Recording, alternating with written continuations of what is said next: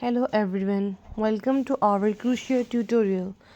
Today we are going to learn how to make a beautiful skin colored flower using crochet. This simple project is perfect for beginners and can be used to decorate many crafts.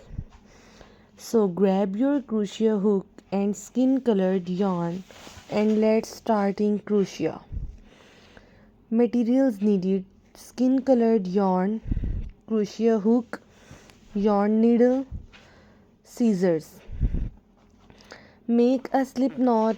Begin by making a slip knot and placing it on your crochet hook. Chain stitch.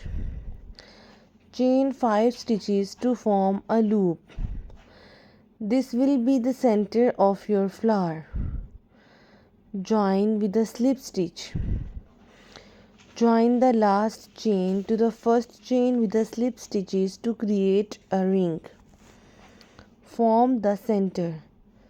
Chain 2, then make 12 double crochet stitches into the ring. Join the round. Join with a slip stitch to the top of the starting chain 2. Start the petals.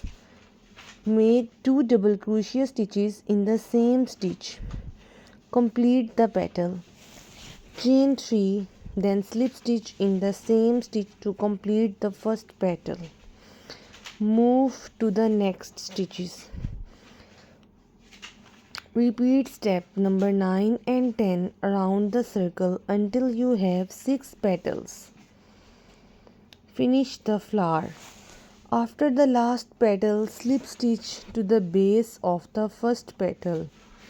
Cut the yarn, leaving a long tail wave in the ends. Shape the petals. Gently shape the petals with your fingers to make the flower look neat.